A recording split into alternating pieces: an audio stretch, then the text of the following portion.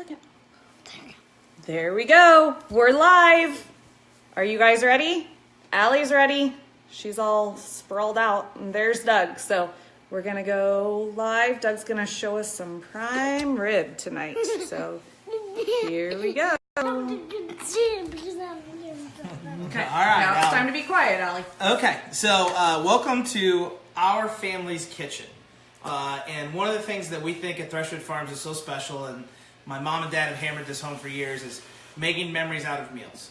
And how do we make memories out of meals? Well, just gathering around with family. As you can tell, as if you watch these videos, they're always a family affair, and there's always something interesting happening in the background, which is real life and what we want to do today. So we've asked a lot of people, because we've had a lot of awesome feedback on these videos, we've asked a lot of people, what do you want to learn about? And the consensus is prime rib. And so we decided that prime rib is going to be what we're going to do about tonight. So what I'm going to do is, we threw a prime rib in a little while ago, and we are going to bring it out, and hopefully we're sitting good on it. I admittedly have not checked it, and so we'll find out if our directions are good or not. So we're going to do this, and then Allie, are you going to slip back there, and you're going to be good to go here? Okay. Why don't you scoot back just a tiny, tiny bit, Allie? All right. So. There you go. Good job.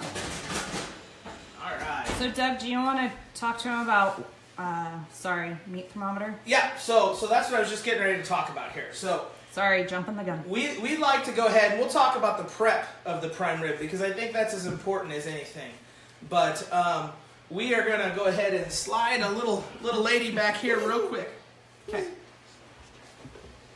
And we're going to go ahead and uncover this prime rib here. Now, as you can see with a prime rib, what we personally like to do is we like to have it in a nice roasting pan, about that much water in the pan, and then we like to cover it. And a lot of people say, well, why do you cover it? Well, the reason we cover it is so that way we can roast the whole thing and we don't dry the top out. With the right seasoning blend on the top side, you don't need to have a lot of color, because the sugars are going to naturally caramelize. So what we're looking for here from a temperature is somewhere in that 120, 130 range, because what we want to do is we want to pull this prime rib at about 120 degrees. And a good meat thermometer is key. So you say, how do you know how long I was supposed to cook this? At Thrushwood Farms, we've got a very simple, old-school guide here that has your minutes per pound. It's a tried and true thing. We used it on our oven here tonight, which we had never cooked anything except for a pie earlier today on for some pictures. And so we haven't actually used that. What I like to do, let's get that prime rib out of the oven, and let's do one of two things. Let's go ahead and leave it in the pan here before we roast it. We're going to set this over here to the side, and we're going to let this rest. Now, two things when you let it rest. We got to remember that we're going to go ahead when we let it rest. It's going to go ahead and increase in temperature a little bit. Our target's around that 130, 135 range. The other thing that letting it rest will do is it'll also allow those juices to seal in. So we're just going to go ahead and leave this tinted, and we're going to leave this covered up, and we're going to come back to this in just a little bit. One of the parts of prime rib that I think is so intimidating is it's a very expensive cut of meat. It's not expensive, but it's something you just don't want to make that mistake. And so we're going to give you a few pointers, a few guides to try to help us. How do we not make that mistake in the kitchen? And obviously food safety is important, so it's going to be one of those things that we got to keep in mind. So what I always recommend is, if you're going to let that prime rib roast, go ahead and put that prime rib pan on top of a cutting board, as long as we know it's not going to melt, on top of that cutting board that you are going to use to actually cut that prime rib with. It'll do two things. One, if you're using a wood cutting board, it'll warm up the cutting board for your surface when it is time to cut. And two, from a food safety standpoint, it makes you say, hey, no raw meat over here. Excuse our refrigerator, because this is not professionally done, but we're going to reach in here and we're going to grab a prime rib tonight. And as you can see, it's wrapped in white butcher paper right out of the meat case at Thrushwood Farm. And this was actually a prime rib that was in the meat case that was an extra one from the weekend. And it's actually, what we're going to unfold here is a bone-in prime rib. And we're going to talk about the differences of a boneless and a bone-in prime rib. So let's go ahead and take this piece of beef out here. And we'll go ahead and set our paper away. And as you can see, this is what's considered to be a large end, or a small end cut. And so we've got a nice piece of beef here. You can see we have the bone in this product. We also have a lot of marbling. As you can tell at Thrushwood Farms, we cut aged choice beef or higher. And we've got a wonderful cut here. And a lot of times what you'll see when you look at a piece of beef like this is you will see this, and a lot of times people will cut the bone away, tie it all back together, or something along those lines. What we're going to do tonight is we're going to go ahead and separate that bone, so when we talk about prime rib, you know what we're talking about. The other thing that does, it also just shows us the difference in the prime rib. One of the things that I'm a big proponent of is just a solid, good knife. And when we go to season the outside, which I'm going to get Allie to help me with here in a little bit, hopefully, one of the big things is you just need different size blades for different things. We're going to wash our hands real quick because we held the meat. Hey, Allie, can you come here? Dad needs your help. As you can tell, family affair, right? So, well, what we're going to do is we're going to take our carving knife, and I'm a big believer that just a nice, easy, simple knife. I like a big blade so that when you make those cuts, it is easy to do, and we'll show you about that here in a second.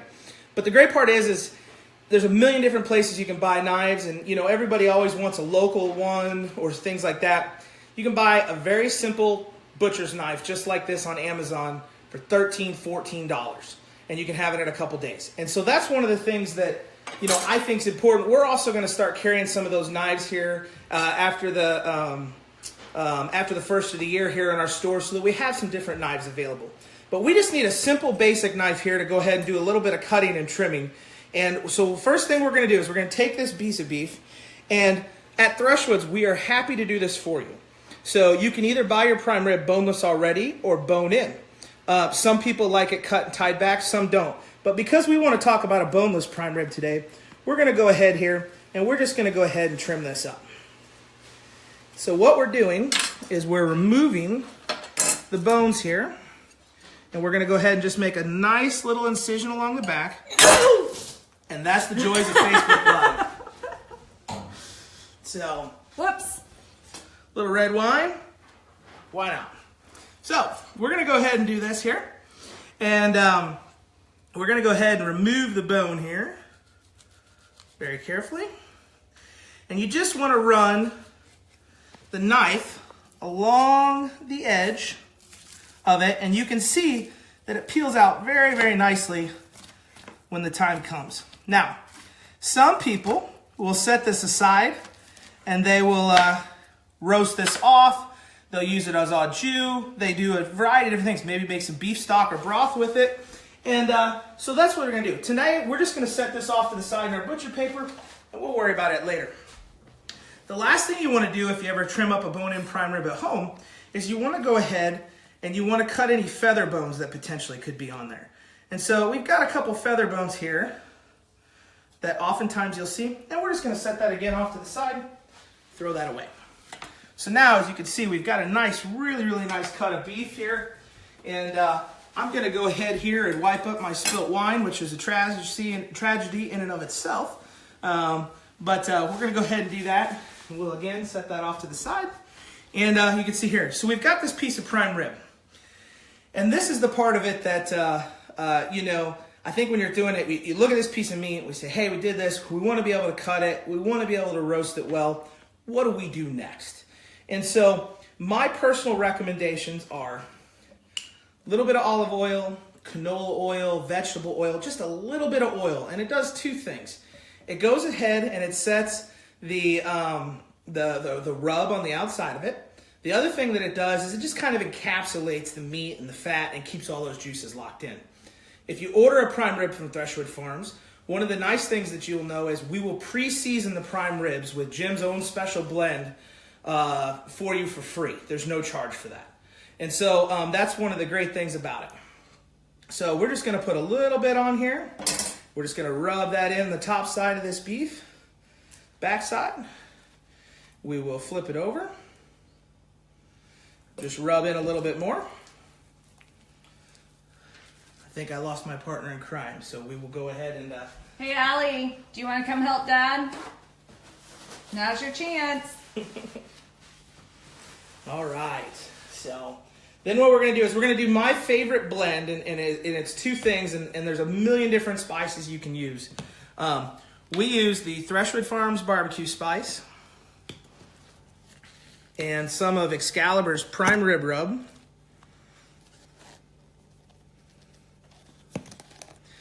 Other options that people like to use are, some people like to do a coarser textured one, like a Montreal type seasoning, which is, we carry the Ultimate Steak and Roast rub. And then another one that's got kind of a smoky charcoal type flavor, if you're wanting to do some charcoal type flavor to it without actually doing it out on the grill, is their Grill In and Grill Out is another one. And you can kind of see the differences in some of the flavors and textures there. And some options. But what we're going to do today is we're going to go ahead and just do a little bit of Thrushwood Farms' barbecue seasoning. Just a light coat all over that product. A little bit on the hand. Rub it on the front side. And then we're going to take some... I'm knocking stuff all over the place today. We're going to go ahead and take some prime rib rub. And we're going to go over the top here. And then we're going to rub that in. And we want to rub it in until you get a nice color. And that's going to do two things. It's going to go ahead and set the meat in terms of of blending in with the oils and setting it on the exterior of the product. The other thing it's going to do is when we look at this piece of prime rib here in a second, we cut it, it's going to go ahead and give us that really, really nice color that we're looking for without having to take the top off and running the risk of drying it out. So we're going to sprinkle a little more on here. And I know that somebody had texted earlier today, hey, I want to order a prime rib from Thrushwood Farms. How do I do it? All you have to do is call us at the shop and talk to any one of our great employees, and we will get you set up with an order, and we'll get you placed to order. So our phone number is 309-343-5193. Exactly. So, awesome. Thank you for that, too. So then we run into the conversation. This is the tricky part of the whole thing. So I'm going to wash my hands again here real quick. But we have the conversation basically, what do we do with the prime rib at this point? Do we want to put it in the oven? Do we want to roast it? Do we want to put it in a roaster? And so I think that that's one of the key pieces of the puzzle is not being afraid of doing it a variety of different ways. My personal recommendation is to do it in an oven. It doesn't matter if it's a convection oven or a traditional oven. But our cooking recommendations are based on a traditional oven or cooking oven or convection oven. If you put it in a roaster, you have to be more conscientious of variations in temperature, and especially because every roaster is different. The great part is, if it's Christmas Day, Christmas Eve, you're getting worried about it, we have all that information online at thrushwoodfarms.com, so you can check it out there. A lot of people say, hey, I don't have a roasting pan, I have a million different things going on at the oven. How do I prevent an oven, the issue of it not being done all the way or being done too much? So let's get to that. We're going to take a simple, basic, disposable pan. We're going to go ahead and take our prime rib, and we're going to set it directly in the middle of that pan. And then at this point, we can do one of two things. We can do a broth. We can do just some water. It's whatever really you have available to you or whatever you prefer. In my instance, I prefer just plain old water. So then we're going to just bring this over to the sink.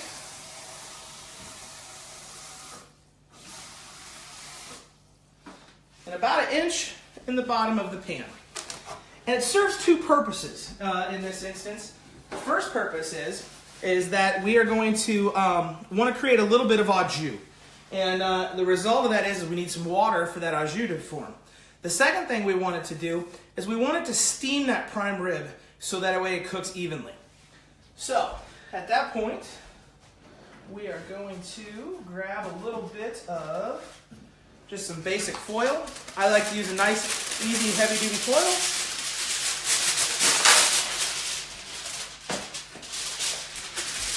Go over the top of the pan. Tighten it up.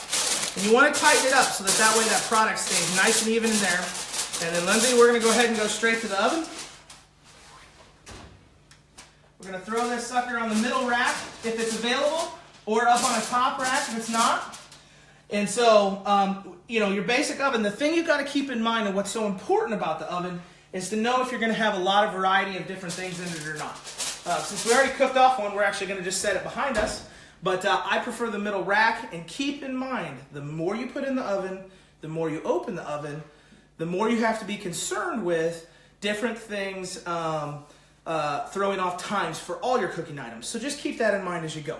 So we're going to take one quick second here. We're going to clean some things up. And then, what's that? The floor. The floor's doing all right. Okay. So my feet have gotten most of that cleaned up. Okay, So perfect. again, you gotta love Facebook Live. And my wife is really giving me the evil eye because our kitchen is quite literally less than 5 days old after me promising her 15 years ago that we would go ahead and remodel our kitchen. So yeah, that was a real epic fail on my part. So all right, so we're gonna do this. Another quick hand wash.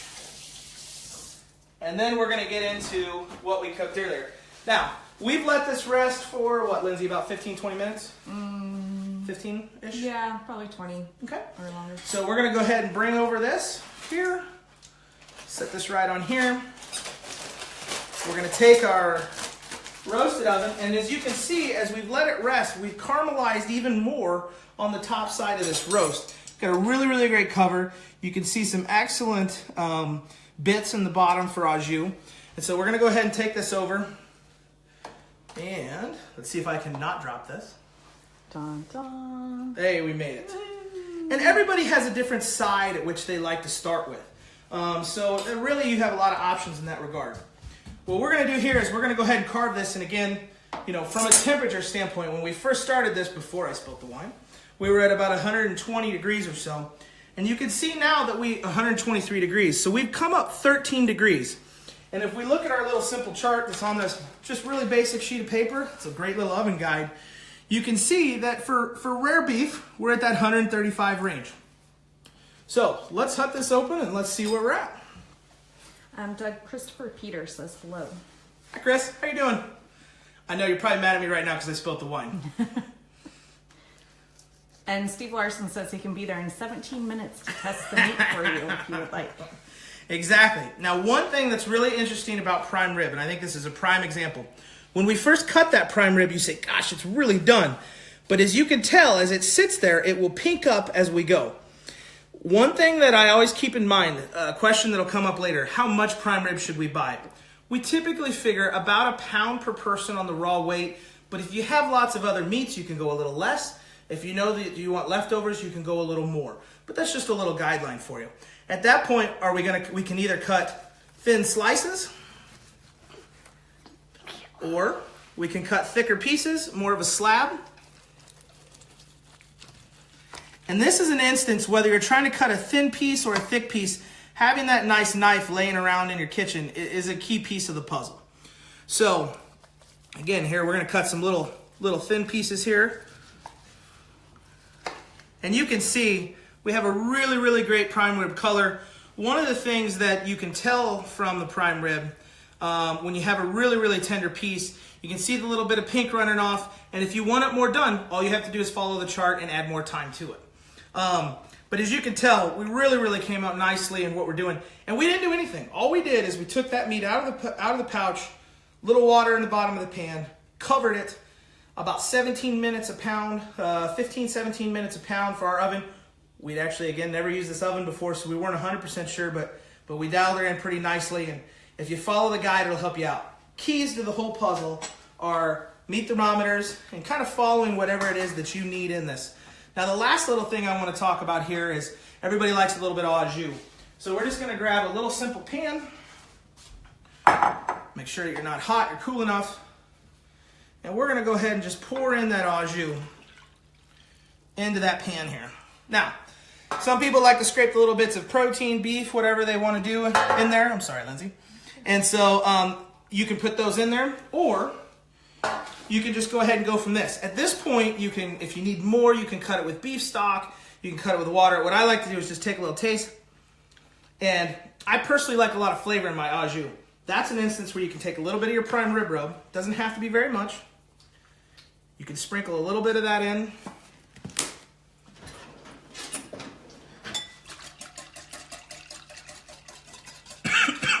You can whisk it, and you can see how much darker it is from that. Give it a little taste. Yeah, that's that little bit of saltiness that we want in that au jus. So, again, we're kind of sitting here. We're kind of winding down with the prime rib side of it. I'm sure that the comments will be wonderful this time. But we want to talk about a couple other little things real fast. So don't be afraid of prime rib, beef tenderloin, pork loins, turkeys, hams, all those types of things. We're happy to help you out in any way we can. There's a million different resources on the internet, but what we try to do is provide you tried and true resources that have been tested. Couple other quick things here. We have gift boxes available. We thank you for everybody that's come out with gift boxes this week. If you're looking for those last minute, inexpensive, easy gifts, we have our original flavored snack sticks. You get an 11-ounce pack for $4.99. You can buy a 3-pound pack of summer sausage for that gathering or party you have coming up. Maybe your fantasy league is having something or something along those lines. Those are all options. And then I guess, Lindsay, it's 7:29. Why don't you take a second and thumb through the winner if you can. I know you've got that. You got it. You can do that in the computer. And I'll talk just a little bit more real quickly about next week. So next week's promotion. Lindsay, we decided we're going to go till Thursday at 4 o'clock, correct? Thursday, 4 o'clock Central Time, Okay. Illinois time. Great. So Thursday, 4 o'clock Central Illinois time, we're actually going to give away, to put it in perspective, this was a 4-pound prime rib. We're going to give away an 8-pound prime rib, so that's $120 value. Pre-seasoned if you want it pre-seasoned, not pre-seasoned if you don't. And so that's a boneless prime rib that we're going to give away. And then we want you to like, comment, share. If you comment, please just tell us what your favorite holiday dish is. We always like seeing new holiday dishes. We hope to come to you more often from the kitchen with other tips and tricks to make your holidays and your meals go well. And then Sorry, we are the getting... daughter is climbing all over me. and we're going to work on the family interaction. So next time we're going to get you, little lady, on this side of the camera to help out with Dad more often, okay? Crystal Dunklau would like to know if that includes delivery to Nebraska. It does not include delivery, but if you're an out-of-towner and you win, we will figure something out. We'll just got to figure out how to make sure we get it there in time for Christmas. So go ahead, enter the contest. We want you. We appreciate everybody's likes and shares. We value making memories out of meals. We value the family time that you get at your kitchen table, and so we want to find new ways to make it easier for you. Lindsay, did you get the computer there? Yup. Oh, what did I just hit? I just hit something, but don't know what I Okay. hit. All right. Okay, so we have a winner from last week's Facebook Live. Which is the winner gets a wild box and a $20 gift certificate to Thrushwoods. Yep. So the winner is Catherine Alcott Peterson. She is our winner. So I will contact Catherine if you're watching or see this. I will send you a private message on Facebook and we can coordinate when you would like to come pick up your items. Absolutely. So again, don't be afraid of prime rib. Don't be afraid of food in general. Food's time, family time, they're important things. Thank you for choosing Thrushwood Farms. We look forward to seeing your likes, comments, and shares. And on top of that, have a happy holidays from the Henkes family and the families of Thrushwood Farms. Allie, do you want to say bye to everybody? Or are you done? We look done. We're done. All right. Big weekend here at the Henkes household. So thanks, everybody, and we will see you next time. Have a great night.